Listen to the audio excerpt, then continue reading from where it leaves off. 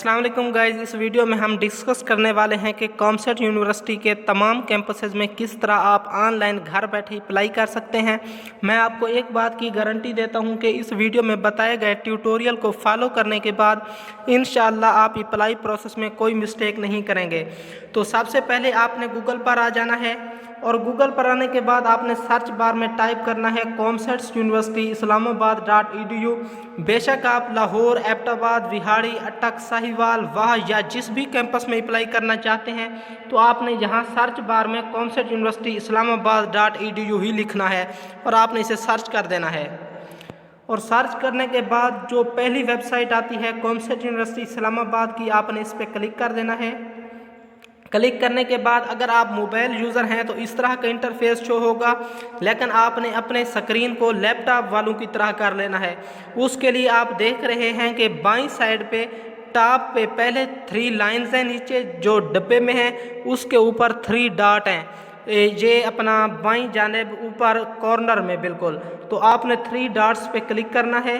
जो ही क्लिक करेंगे मुख्तलिफ ऑप्शन जहाँ पे शो होते हैं, आपने स्क्रॉल डाउन करके जहाँ पे डेस्कटॉप साइट का ऑप्शन है, इसके सामने जो बॉक्स बना हुआ है, आपने डेस्कटॉप साइट के सामने वाले बॉक्स पे जो ही क्लिक करेंगे तो आपका मोबाइल की स्क्रीन बिल्कुल लैपटॉप की तरह हो जाएगी। मेरी तब्दील हो चुकी है लैपटॉप की तरह, तो आपकी भी हो जाएगी। उसके बाद आप देख सकते हैं जहाँ पे ऊपर आपको मुख्तलिफ ऑप्शन मिल रहे हैं, तो जो तीसरे चौथे नंबर पे एडमिशन वाला ऑप्शन है आपने इस पर क्लिक करना है। एडमिशन पे क्लिक करने के बाद फर्दर आपको 2 ऑप्शन मिले हैं, इंटरनेशनल स्टूडेंट्स या पाकिस्तानी स्टूडेंट्स। तो मैं तो पाकिस्तानी हूँ, आप अगर इंटरनेशनल हैं तो इंटरनेशनल को सिलेक्ट कर लेना, इसलिए मैंने पाकिस्तानी को सिलेक्ट किया है। क्योंकि आप सभी नए होंगे तो जिनका पहले से अकाउंट बना हुआ है उन्होंने जहाँ पे साइन इन करना है, लेकिन आपने अकाउंट क्योंकि अभी अपना अकाउंट बनाना है तो आपने इसे स्क्रॉल डाउन करना है और करते जाना है। जहाँ पे कुछ मज़ीद डिटेल दी गई है, आप पढ़ना चाहें तो पढ़ सकते हैं, नहीं तो इशू नहीं है। जहाँ पे नीचे आपको साइन अप फॉर एडमिशन का ऑप्शन मिल जाता है, जहाँ पे आपने अप्लाइंग फॉर सबसे पहले ये सिलेक्ट कर लेना है। आप बीएस के लिए अप्लाई कर रहे हैं, एमएस या पीएचडी, फर्ज की आप बीएस के लिए अप्लाई कर रहे हैं, आपने इस पर क्लिक कर देना है। उसके बाद आपको ये भी ऑप्शन दिया जाता है कि आप किस कैंपस में अप्लाई करना चाहते हैं, इस्लामाबाद, एबटाबाद, लाहौर, विहाड़ी, साहिवाल, अटक और वाह। तो फ़र्ज़ किया आप लाहौर कैंपस में अप्लाई कर रहे हैं तो आपने लाहौर पे चेक लगा देना है। तो उसके बाद यहाँ पे नीचे आपने अपना कंप्लीट नेम लिखना है और नीचे आपने अपनी लॉगिन का मतलब होता है कोई भी यूज़र नेम, आप फ़र्ज़ किया ABC08 या कुछ भी रख सकते हैं। ये एक किस्म का आपका पासवर्ड है, जहाँ पे पासवर्ड भी आपको सेट करना है और यूज़र नेम भी, और इन दोनों चीज़ों की मदद से आपने अपने अकाउंट पे फिर लॉगिन होना है बाद में। इसलिए आप जो भी अपना यूज़र नेम या लॉगिन रखते हैं तो आप उसे बेहतर है किसी जगह पर लिख लें ताकि आपको बाद में ना भूलें। उसके बाद आपने अपना ईमेल एड्रेस लिखना है, उसके बाद पासवर्ड लिखना है। पासवर्ड भी कोई अच्छा सा ऐसा हो जो आपको याद रह जाए, और ये भी बेहतर है यूज़र नेम के साथ आप किसी जगह पे लिख लें जो भी आप यहाँ पे सेट करें। उसके बाद रीटाइप पासवर्ड, उसी पासवर्ड को आपने दोबारा इंटर करना है कन्फर्म करने के लिए, और उसके नीचे कुछ वर्ड्स लिखे गए हैं और उसके नीचे लिखा हुआ है इंटर अबव वर्ड। ये हर किसी के मुख्तलिफ होंगे, ये इसलिए होता है ये चेक करने के लिए कि कोई रोबोट वगैरह तो नहीं है। तो आपने इसमें ये एहतियात करनी होती है कि अगर कोई अल्फ़ाबेट छोटा है, फ़र्ज़ किया सी छोटा लिखा हुआ है तो आपने भी छोटा लिखना है, बड़ा नहीं लिख देना, फिर आपका अकाउंट रजिस्टर नहीं होगा। तो आपने एहतियात से जो अल्फ़ाबेट बड़ा है उसे बड़ा लिखना है, जो छोटा है छोटा लिखना है, जो हिंसा है उसे हिंसे के तौर पर लिखना है और गेट रजिस्टर्ड पे क्लिक कर देना है। आपका अकाउंट रजिस्टर हो जाएगा, क्योंकि मैंने पहले से रजिस्टर किया हुआ है। तो फिर आपने भी उम्मीद है अभी तक रजिस्टर कर लिया होगा, तो आप मिलकर लॉगिन करते हैं। हम फिर इसी के टॉप पर आ जाते हैं जहां पे हमें लॉगिन का ऑप्शन मिला था साइन इन का। तो यहाँ पे आपने यूज़र नेम और पासवर्ड इंटर करके साइन इन कर लेना है। यूज़र नेम और पासवर्ड दोनों वही इंटर करने हैं जो अभी आपने अकाउंट को रजिस्टर करते हुए यूज़ किए थे। उम्मीद है आपने किसी जगह पे लिखे हुए होंगे या आपको याद होंगे। तो आपने इनको इंटर करना है और आपने साइन इन कर लेना है। साइन इन होते ही आपको यहाँ पे, क्योंकि मैंने जहाँ पे कैंपस का ऑप्शन आया था वहाँ पे मैंने लाहौर और विहाड़ी कैंपस को सिलेक्ट किया था, तो यहाँ से मुझे बाकी भी ऑप्शन मिल रहे हैं। सबसे पहले ये बताया जा रहा है कि अगर आपने जिस भी कैंपस में अप्लाई करना है, अगर आप कैंपस को तब्दील करना चाहते हैं, फ़र्ज़ किया मैंने अकाउंट को रजिस्टर करते हुए लाहौर और विहाड़ी लगाया था, तो अब मैं इस्लामाबाद में अप्लाई करना चाहता हूँ, तो मैंने जहाँ पे फिर इस्लामाबाद पे क्लिक कर देना है। या मैं जिस भी कैंपस में अप्लाई करना चाहता हूँ तो मैंने जहाँ पे उस कैंपस पे क्लिक कर देना है। मैं लाहौर पे करने लगा हूँ। उसके बाद आपको इस तरह का इंटरफेस शो होगा, आपने इसे स्क्रॉल डाउन करना है और यहाँ पे आपको कुछ इंस्ट्रक्शंस दी गई हैं, आपने इन्हें केयरफुली पढ़ लेना है। और उसके बाद आपने इंस्ट्रक्शंस के नीचे जो पर्सनल डिटेल लिखा हुआ है आपने इस पर क्लिक कर देना है। और पर्सनल डिटेल पे क्लिक करने के बाद जहाँ पे आपने पर्सनल डिटेल को फिल करना है, सबसे पहले आपका नेम लिखा हुआ होगा, वो नेम जो आपने अकाउंट की रजिस्ट्रेशन के वक्त खुद इंटर किया था। और नीचे आपने अपने फादर का कंप्लीट नेम इंटर कर लेना है और नीचे आपने अपनी डेट ऑफ बर्थ इंटर करनी है। सेलेक्ट करने के बाद आपने अपना जेंडर सिलेक्ट करना है कि आप मेल हैं या फीमेल हैं। नीचे नेशनैलिटी पाकिस्तानी हर कोई सिलेक्ट करेगा। नीचे डोमिसाइल का ऑप्शन है, जहाँ पे आपका जिस भी प्रोविंस का डोमिसाइल बना हुआ है आपने वो यहाँ पे सिलेक्ट कर लेना है। उसके बाद नीचे CNIC है, यहाँ पे आपने CNIC इंटर करना है। उसके बाद इसी तरह आपने अपने फादर या गार्डियन का CNIC नंबर लिख देना है। गार्डियन का मतलब होता है घर का सरबराह, यानी अगर आपके वालिद वफात पा चुके हैं तो आपकी घर की सरबराही आपके वालिदा के पास है, या आपके कोई अंकल हैं या मामू हैं तो आपने उनका नाम यहाँ पे शनाख्ती कार्ड नंबर इंटर कर देना है। और उसके बाद यहाँ पे आपने अपना मोबाइल नंबर लिखना है। और ये सारी इंफॉर्मेशन इंटर करने के बाद आपने सेव एंड मूव नेक्स्ट पे क्लिक कर देना है। उसके बाद आप यहाँ पे देख सकते हैं कि पर्सनल डिटेल्स के सामने एक वाइट कलर का चेक लगा हुआ है, यानी कि ये आपका ऑप्शन कंप्लीट हो चुका है। आपने नीचे आप एड्रेस डिटेल इंटर करनी है, तो एड्रेस डिटेल में सबसे पहले जहाँ पे आपने अपना कंप्लीट एड्रेस इंटर कर लेना है। आपने अपना गली नंबर, मोहल्ला नंबर और जो आपका शहर है, तहसील, ज़िला, प्रोविंस सब कुछ लिखना है। और नीचे आपने अपना सिटी सिलेक्ट कर लेना है। और सिटी सिलेक्ट करने के बाद यहाँ पे नीचे आपने अपना फ़ोन नंबर लिख लेना है। और मेलिंग एड्रेस में ये है कि अगर आपका जिस एड्रेस पे आपको ईमेल आ सकती है वो भी यही सेम एड्रेस है, तो आपने just same as permanent address की जगह पे आपने जो ही बॉक्स पे क्लिक करेंगे तो नीचे वाले डब्बे खुद ब खुद फिल हो जाएंगे। अगर आपका मेलिंग एड्रेस कोई दूसरा है तो आप मैनुअली भी लिख सकते हैं। और यहाँ भी आपने अपना फ़ोन नंबर लिख लेना है। और उसके बाद आपने अपने फादर या घर का जो सरबराह है उसका एड्रेस लिखना है। अगर आपके वालिद साहब भी आपके साथ ही रहते हैं तो आपने फिर यहाँ पे भी सेम एज परमानेंट एड्रेस वाला जो बॉक्स है इस पर क्लिक कर देना है और ये भी डब्बे खुद ब खुद फिल हो जाएंगे, यानी कि आपने जो ऊपर लिखा था वो नीचे ही लिखा जाएगा।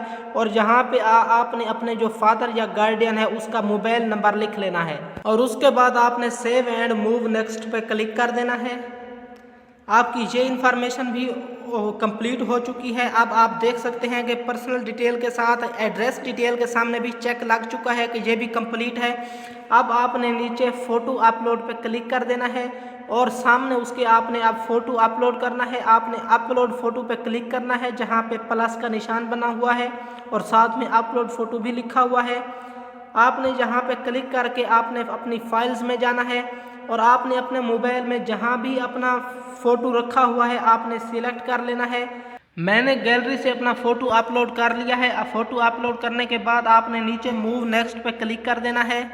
और मूव नेक्स्ट पे क्लिक करने के बाद अब अगला ऑप्शन है एजुकेशनल डिटेल्स का, आपने इस पर क्लिक कर देना है। और आपने एजुकेशनल डिटेल्स फिल करनी है। सबसे पहले SSC या O लेवल डिटेल्स फिल करनी है। SSC का मतलब मैट्रिक होता है, तो आपने सिलेक्ट डिग्री पे क्लिक करना है और यहाँ से सिलेक्ट कर लेना है कि आपने मैट्रिक की हुई है या O लेवल किया हुआ है। और उसके बाद अगर आपने मैट्रिक की हुई है या O लेवल किया हुआ है तो आपने बोर्ड को सिलेक्ट करना है कि आपने किस बोर्ड से अपनी डिग्री की हुई है। उसके बाद सिलेक्ट सब्जेक्ट, यानी कि आपने जो अपनी मैट्रिक की थी आपने कौन से सब्जेक्ट रखे थे, साइंस के साथ की थी या आर्ट्स के साथ, आपने इसे सिलेक्ट कर लेना है।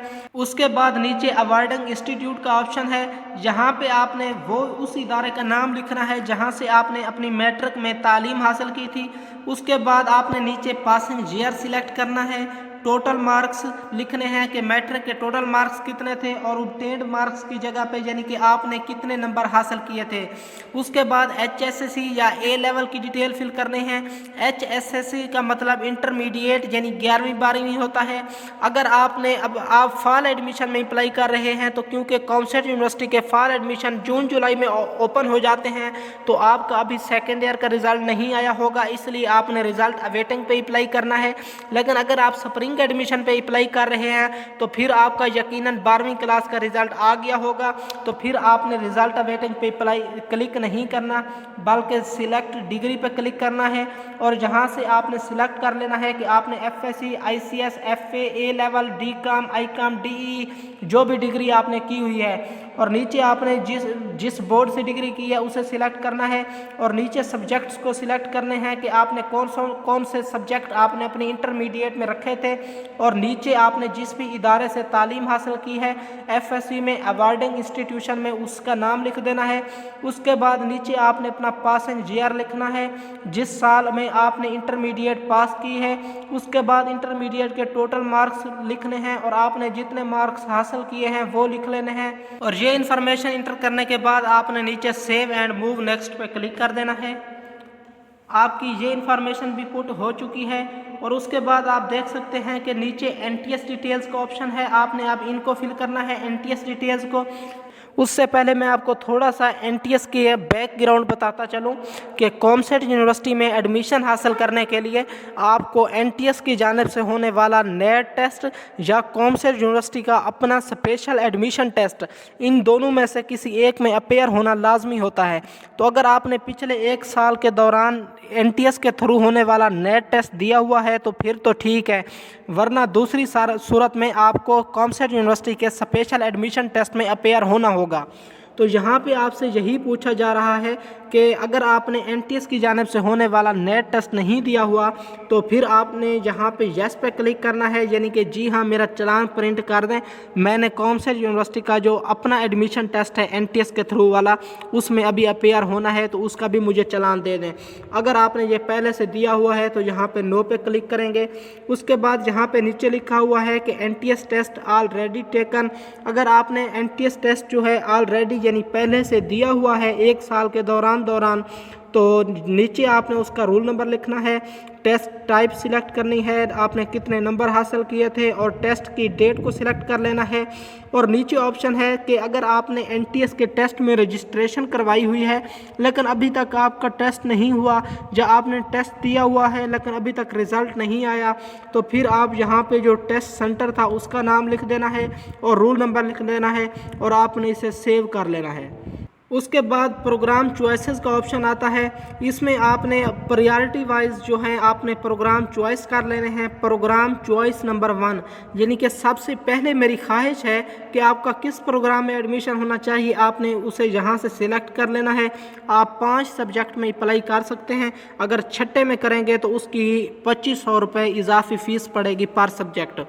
तो यहाँ से आपने फर्स्ट प्रायोरिटी वाला सब्जेक्ट चूज़ कर लेना है, सेकंड प्रायोरिटी वाला, थर्ड वाला, फोर्थ वाला और फिफ्थ वाला। सेव एंड मूव नेक्स्ट पे क्लिक करने के बाद लेबर कोटा का ऑप्शन आता है, आपने इस पर क्लिक कर देना है।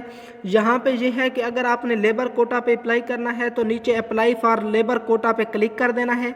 अदरवाइज आपने जहाँ पे ऊपर स्किप दिस सब्जेक्ट लिखा हुआ है, स्टेप लिखा हुआ है, आपने इस पर क्लिक करना है और इस स्टेप को आपने स्किप कर लेना है। और उसके बाद फिर आपने नीचे आना है। उसके बाद आपने डॉक्यूमेंट्स अपलोड पर क्लिक कर देना है और डॉक्यूमेंट्स अपलोड पर क्लिक करने के बाद आपने यहाँ पे अपना मैट्रिक, इंटरमीडिएट का रिज़ल्ट कार्ड और NTS का कोई रिज़ल्ट कार्ड आपने दिया हुआ है तो वो भी अपलोड करना है।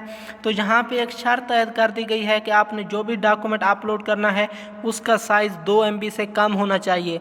तो ये भी हो सकता है कि आपके डॉक्यूमेंट का साइज़ 2 MB से ज़्यादा हो, तो आपने उसे कम किस तरह करना है उसके लिए आप गूगल पर आ जाएंगे और गूगल पर आने के बाद आपने सर्च बार में टाइप करना है कन्वर्ट पिक इनटू 1 MB और सर्च कर देना है।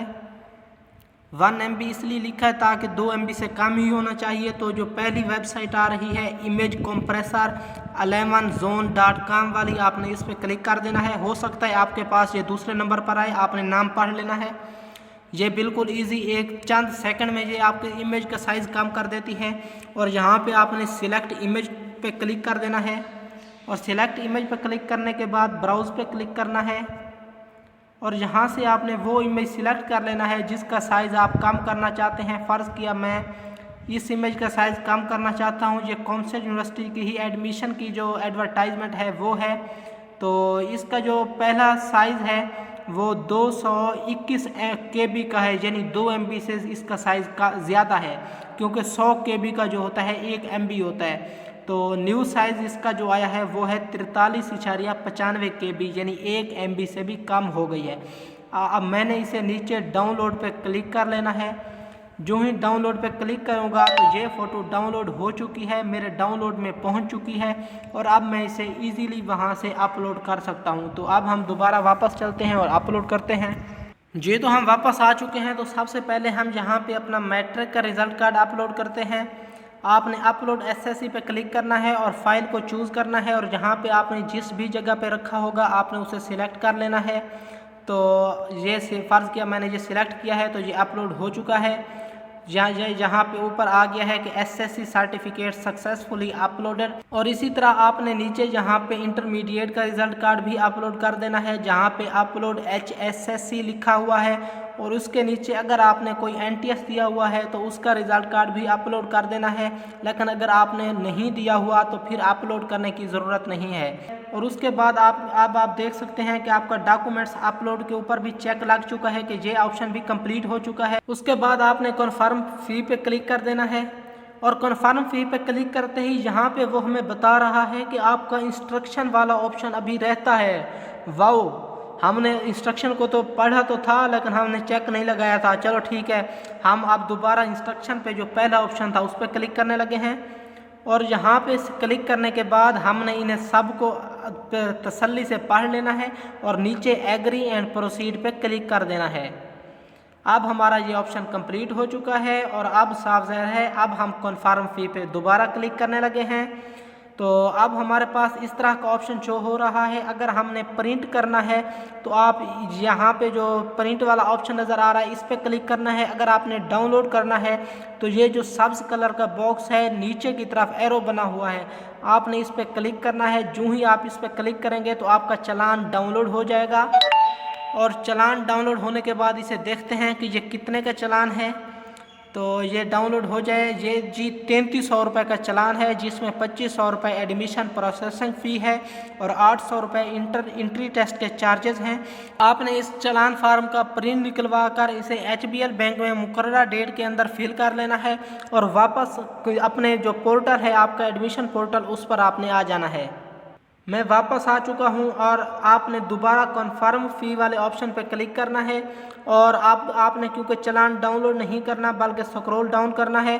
मैं आपको अगला प्रोसेस बताता हूं, लेकिन उससे पहले आपसे गुजारिश है कि इस चैनल को सब्सक्राइब कर दें। इसका आपको फ़ायदा ये होगा कि पाकिस्तान भर की तमाम यूनिवर्सिटीज़ और मेडिकल कॉलेजेस और लॉ कॉलेजेस के एडमिशन से मुतल्लिक तमाम डिटेल इंशाल्लाह आपको इसी चैनल पर बर वक्त मिलती रहेगी। तो सबसे पहले आपने यहाँ पे अपना बैंक नेम लिखना है, साफ ज़ाहिर साहब का HBL ही होगा। नीचे ब्रांच कोड, जो हर ब्रांच का मुख्तलिफ होता है, जिस ब्रांच में आपने फ़ीस पे की है उसका कोड लिखना है। नीचे बैंक एड्रेस लिखना है और नीचे डिपॉजिट डेट, जिस डेट को आपने चालान पे किया है, और नीचे आपने चालान की पिक्चर लेके उसे अपलोड चालान पे क्लिक करके उसे आपने यहाँ से अपलोड कर देना है। और ये सारा काम करने के बाद आपने नीचे सेव एंड मूव नेक्स्ट पे क्लिक कर देना है और उसके बाद आपका ये इन्फॉर्मेशन भी कंप्लीट हो चुकी है। और अब आपने आखिरी ऑप्शन सबमिट एप्लीकेशन पे क्लिक कर देना है और सबमिट एप्लीकेशन पे क्लिक करने के बाद आपने इसे स्क्रॉल डाउन करना है और जहाँ पे आपको प्रीव्यू एप्लीकेशन का ऑप्शन मिल जाता है और सबमिट एप्लीकेशन का मिल जाता है। आपने प्रीव्यू का मतलब है एक दफ़ा सारी डिटेल देख लेनी है, अगर कोई गलत फिल हो गई है गलती से तो आपने उसे करेक्ट कर लेना है और उसके बाद सबमिट एप्लीकेशन पे क्लिक कर देना है। यहाँ से आपको एक बार फिर पूछ रहा है कि क्या आप वाकई श्योर हैं कि आप अपने फार्म को सबमिट करवाना चाहते हैं। जहाँ से आपने ओके पे क्लिक करना है तो आपका फार्म सबमिट हो जाएगा। तो मैं इसे कैंसिल करने लगा हूँ क्योंकि मैंने अप्लाई नहीं करना। और आप कमेंट सेक्शन में हमें ये बता दें कि आप मज़ीद किस टॉपिक पर वीडियोस चाहते हैं और इस वीडियो को लाइक करना ना भूलिएगा। अल्लाह ताला आपको खुश रखे। शुक्रिया, जज़ाकल्लाहु खैरा।